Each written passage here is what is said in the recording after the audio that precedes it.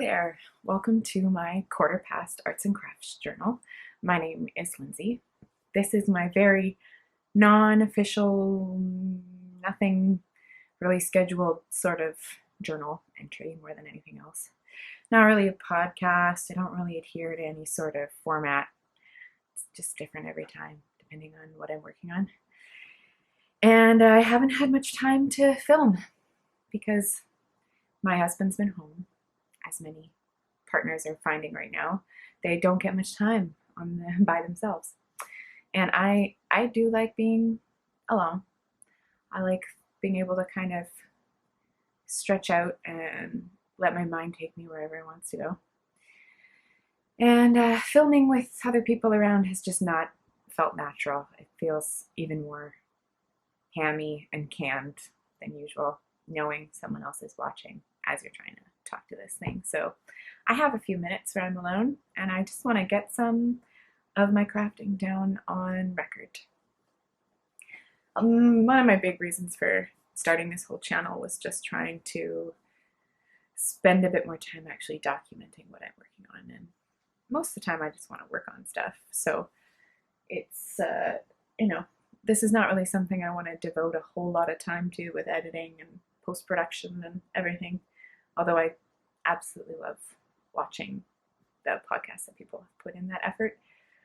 It's just not for me. I gotta put a camera up, get it going, get it rolling, take a few minutes, and then I want to get back to crafting. So let's just hop to everything. I've got kind of a pile of stuff going right here, and a lot of it has to do with handspun and knitting with handspun, designing with handspun, and this is just a handspun full episode. This has been a lot like feeling like a therapeutic activity for me. Working with these yarns just gives me a lot of pleasure, and I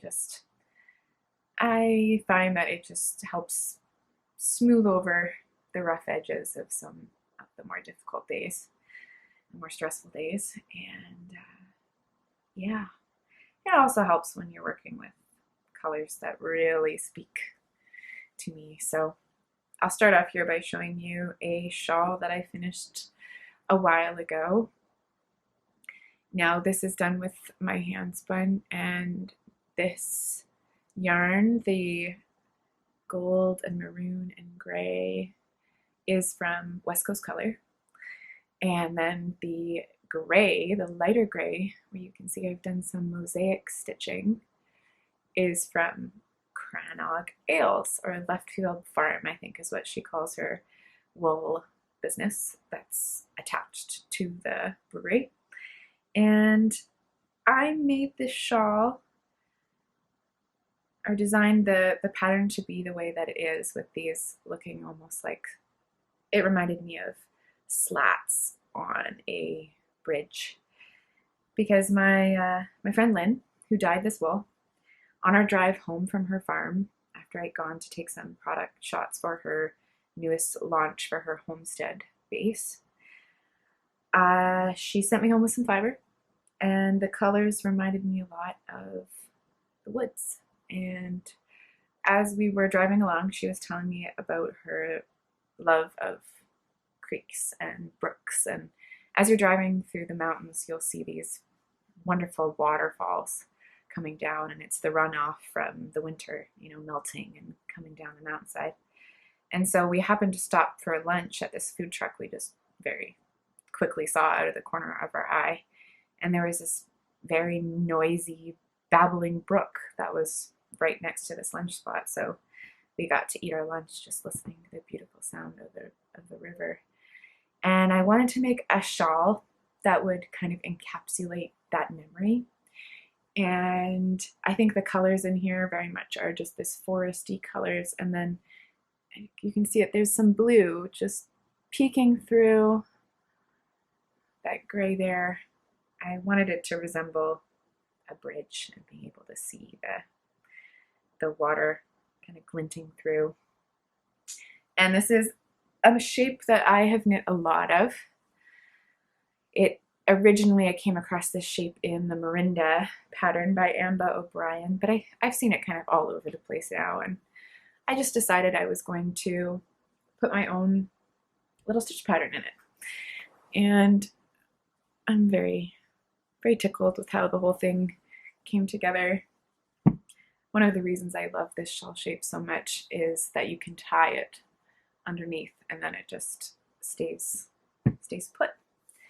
So it's got this very shallow, more shallow triangle look to it. And I had meant to use up all of the yarn for this shawl, but I grossly undercalculated what my stitch count needed to be. So I was left with about half of the yarn left over. And so I knit a cowl. And here it is here. Again, none of my ends are woven in yet. So I made a cowl with the rest. And this is another adaptation of a pattern that I've knit before, the Escarpment Cowl. I can't remember the name of the designer right now, but I just added in, this isn't mosaic this time, this is Fair Isle this time. But I love seeing it in all of the different stitches. So now you've got it up here in stockinette, and then down in the garter. Yeah. And so this is a 50-50 yak and merino base. And I had, including the gray, I had 300 grams of yarn to work with in total, and I've used up every little bit of it pretty well. Some only really tiny, tiny chunks left. And yeah, these are definitely some of my absolute favorite colors. Very natural, more on the neutral side of things. So I'm very pleased with that. I'll just show you more of that base, more of that 50-50 yak merino, which is just so soft. So I am spinning a shawl's worth, a more massive shawl's worth for my friend. And I've got, this is 200 grams of it here. So I'm just gonna skein it up quickly. You can see it in the skein. It's just so nice, so beautiful. Yeah, there we go. So this particular colorway, it was a lot of grays and more browns. Then it also has this slightly, I can see this slightly blue sheen to it whenever I look at it. And so I had thought to myself, you know, I just kept seeing a raven's wing whenever I was looking at this yarn. And it is soft as a feather, probably softer, light as a feather too. I tried to spin this with a lot of air left in the singles, and I want the yarn to have some elasticity. Loft is very important to me.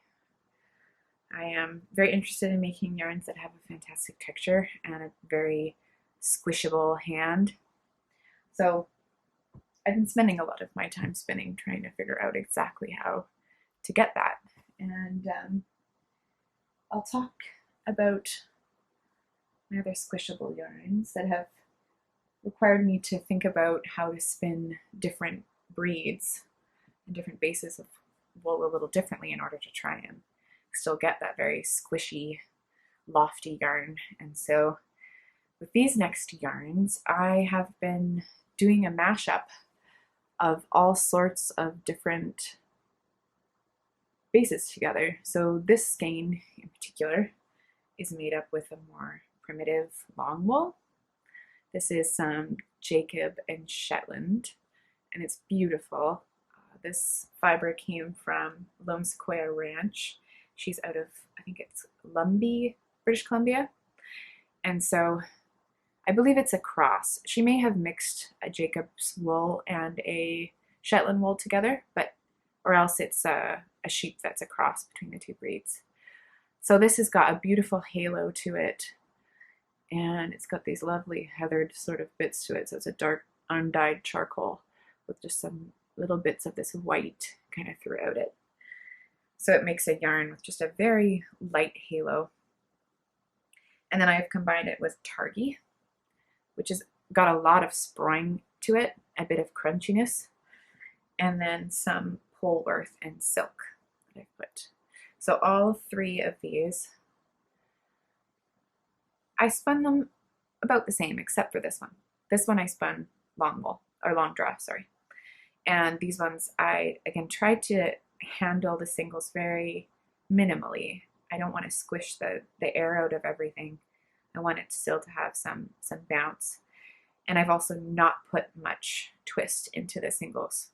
I do a pretty tight ply and a low twist single, hoping that will get me a really squishable, nicely textured yarn. I'm getting there. I'm really getting there. I'm onto something. I think my technique after 8 years, about that, of spinning, I'm starting to really be able to make these yarns that are very, very much what I have envisioned in my head. So this skein here is a mixture of all of those wools I just showed you. It's a 3-ply. Don't focus on my face. And I'm just absolutely madly in love.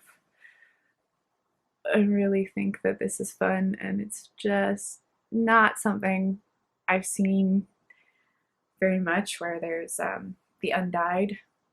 I mean, it's a naturally colored undyed, more rustic wools with more refined wools. So I'm gonna play around a lot with this, I think, in my stash, because I've got a pretty decent mixture of these more, you know, luxurious silk blends and more of the farm roving, because I've developed a deep love for all things farm roving styles, especially with just naturally colored wools. Gray is, I'm just big on the gray. And so speaking of more gray, I have started knitting another Merinda shape shawl. As I said, it's one of the most wearable shawl shapes in my closet. And so whenever I think of wanting to make a gift, I jump towards this shawl shape. It's just easy to style, there's no fuss, and that's important. So this fabric has been such a dream to knit with. This is a very similar blend to the yarn that I just showed you. One of the plies is the undyed Jacob Shetland in the dark gray. And then two of the other plies, one is a 50-50 Merino, which is a blue, which is what is making this have such a shimmer almost to it. It's just incredible the way that the blue silk catches the light. And then I did another braid of Targhee, very similar to this color in there, and the dark gray. And so it made this very mottled fabric. And I mean, the camera is picking up the stripes a bit more than the eye can in life. But still, it's very minimal. I wanted it to blend together and make a more solid colored looking fabric from far off. But then as you got closer, you'd be able to see all of the different colors that are in there. Yeah, so it's hard to describe textures. It really is. I just wish I could put this through the camera somehow. The textures of these yarns, because I'm putting together all of these wools, are just nothing like I've felt before. And I like that. It's been keeping me very entertained. And the colors, just the way that they are all kind of flow together, is very mesmerizing. So what I've done to try and prevent too many colors from pooling is I've just stripped down each braid into smaller chunks, usually about 8 times. And I do that for all the plies. And then once I go to knit these, because of the size of my bobbins, I'm really only able to make 150 gram skeins, and I'm trying to do about 300 grams at a time, because to me, 3 skein shawls are the perfect size, especially with this particular shawl shape. I find that 300 grams just is the perfect amount. Not too long in the front, not too long this way. It's just, yeah. So I have already picked out another 4 more of similar style. They'll be all different colors and different shades of gray. I've recently got some more grays, more dark gray, a few light grays in longer wools as well as finer fleeces. And yeah, there's gonna be a lot more of this sort of yarn to come. And I'm so stoked about it. Okay, I have just a couple more things to show. I'm over my 15 minutes, but it's been a while. So I spoke about Crannog ales earlier, and so this is some more wool of hers. This is her Romeldale sheep, and I believe the name was Magpie. That's the sheep that grew this wool. And it is so soft. And just the loft on this is really gorgeous. It's such a springy wool. And by spinning it long draw, I was able to get quite a bit of yardage out of this. So I got over 500 yards in this skein here. And it's a puffy fingering weight. It's a lofty fingering weight. So I've got one more of these to ply, and then I'm going to knit probably a shawl for myself. And then I'm saving this because I would like to make another one of those blended wools using some of this. Okay, just one more thing, and then I'm done. Done. Is some yarn that I dyed. I don't think I showed this one. I showed some in the last video that was done with the same dye bath as this. So I had some Sequoia left in the pot, and there's a lot of plant matter still left, and I didn't want to just dump it out. And I had some grayish based wool from Gathering Yarn, and this is their satin wood fingering. So it's 75 BFL and 25% brown masham, and it's milled in Great Britain. And so I stuck a little bit of lac in the pot and some walnut crystals and made this beautiful rosy brown. And it dyed up 5 skeins of it. So I have 5 skeins of this, and definitely going to be a sweater. I'm thinking more of a duster style, so maybe down to my knees sort of style sweater. Just open front. Still working on all my growing cardigans. They're growing slowly. I've been just only having enough steam for some shawls and some spinning lately. I'm working so much that that's all I feel like working on. Don't need to apologize for that, right? Yeah. Okay. So that's it for today. I'm going to get on with using a bit of my time off to get back and do some crafting, so I have more to show another time. All right. Thanks so much for watching, and we'll catch you later. Bye. Wake up in the morning and cuddle your